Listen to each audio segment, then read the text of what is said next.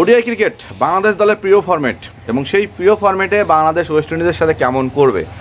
Test জিতে ব্যাটসম্যানদের মনোবল চাঙ্গা, দলের মনোবলও চাঙ্গা, এদিকে টিম ম্যানেজমেন্টের মনোবলও চাঙ্গা। কারণ যেভাবে টেস্ট শুরু হয়েছে, যেভাবে প্রথম টেস্ট হারা হয়েছে, দ্বিতীয় টেস্টে সেই ভুলটা করে নাই, দ্বিতীয় টেস্টে আমরা জিতেছি। এখন কথা হচ্ছে এই যে ওডিআই ফরম্যাট বাংলাদেশের নাকি প্রিয় ফরম্যাট, এই ফরম্যাটে আমরা আফগানিস্তানের সাথে হেরে ব্যাকফুটে তো একটু হলেও চলে গেছি, তারপরও সেখান থেকে ওয়েস্ট ইন্ডিজে গিয়ে একটা টেস্ট জিতে আমাদের মনোবলটা একটু চাঙ্গা। এখন এই যে ওডিআই ক্রিকেটে আমরা যে প্রিয় ফরম্যাট, এই প্রিয় ফরম্যাটে তো আমাদের ওডিআইয়ের প্রিয় প্লেয়ারগুলোই নাই। সাকিব তামিম তো নাই, সেই সাথে মুশফিকুর রহিম নাই, হৃদয় নাই, এমনকি মুস্তাফিজুর রহমানও নাই।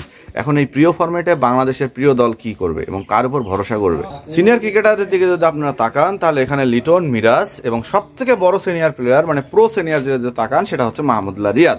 এছাড়া বাংলাদেশ দলে তাসকিন আহমেদও আছে। তাছাড়া বাংলাদেশের যারা ব্যাটিং লাইন আপে আছে এরা তো কোনো ভরসা পাওয়া যাচ্ছে না। সৌম্য সরকার ব্যাটিং লাইন আপে আছে, আফিফ হোসেন ধ্রুব আছে, হ্যাঁ, এরপর তানজিদ হাসান তামিম আছে, কিন্তু এদের নিয়ে তো আমি ভরসার জায়গা খুঁজে পাই না।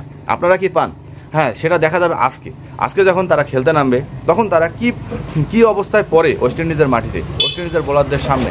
এটা কিন্তু অনেক বড় একটা দেখার বিষয় আছে। নতুন বাংলাদেশ, নতুন ক্রিকেট দল, আজকে সেটার প্রুফ পাওয়া যাবে ওয়েস্ট ইন্ডিজের বিপক্ষে ওডিআই খেলতে যখন বাংলাদেশ নামবে।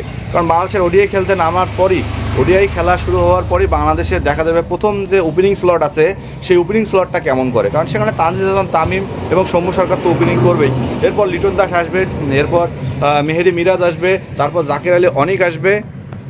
সো এভাবেই একাদশটা গঠন হবে। আফিফ হোসেন ধ্রুবকেও আমি একাদশে দেখতেছি শেষের দিকে লোয়ার অর্ডারে ব্যাটিং করতে, এরপর মাহমুদুল্লাহ রিয়াদ।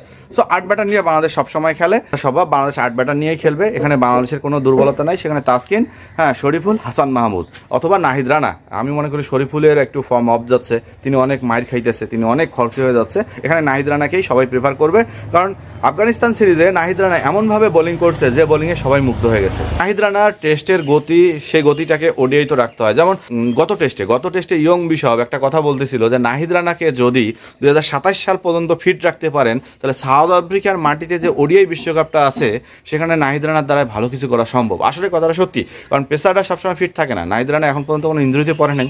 তাকে নিয়ে 3 ফরম্যাটেই খেলা হচ্ছে এখন, মানে 2 ফরম্যাট, 3 ফরম্যাটেও আসবে, 3 ফরম্যাটেই তাকে নিয়ে খেলানো হচ্ছে। তবে তিনি যদি ফিট থাকে তাহলে আমার মনে হয় বাংলাদেশের জন্য পুরো একটা অ্যাডভান্টেজ হবে। কারণ সাউথ আফ্রিকার মাটিতে পেসাররা সবসময় রাজত্ব করবে। সেই পেসারে আমাদের একটা পেসারদের বিপ্লব হয়েছে বাংলাদেশে। একটা সময় আমরা পেসার খুঁজে পাইতাম না। হ্যাঁ, আমাদের পেসাররা এখন দেখা যাচ্ছে দীর্ঘবার আগুন গতিতে 150+ বল করতেছে, 140+ অনর্গল বল করতেছে। সেখানে নাহিদ রানা আমাদের জন্য একটা পুরো অ্যাডভান্টেজ হয়ে যাবে। কিন্তু ওয়েস্ট ইন্ডিজের মাটিতে এই পিচগুলোতে সাধারণত খেলা হবে 240 থেকে 260 রানের উইকেটে। কারণ ওয়েস্ট ইন্ডিজের পিচ অনেক স্লো হয়। হ্যাঁ, সেখানে আমরা টি20তেও বিশ্বকাপে দেখছিলাম পিচ অনেক স্লো, আমরা ওডিআইতেও দেখছি পিচ অনেক স্লো, এবং টেস্টেও দেখছি ব্যাটিংটা অতটা ফ্ল্যাট ছিল না। তো সেক্ষেত্রে ওডিআই ক্রিকেটে পিচ স্লো হবে, 250 থেকে 260 রানের একটা পিচ হবে। এই পিচে বাংলাদেশের ব্যাটাররা যদি ভালো করতে পারে তাহলে আমরা ওডিআইতে আমাদের প্রিয় ফরম্যাটে আমরা আসলে শক্তিশালী দল হিসেবে প্রুভ করব। যদিও আমাদের সিনিয়র ক্রিকেটার নাই, এই টেনশনটা মেহেদি মিরাজ বাদ দিচ্ছে, তিনি প্রেস কনফারেন্সে আসছে।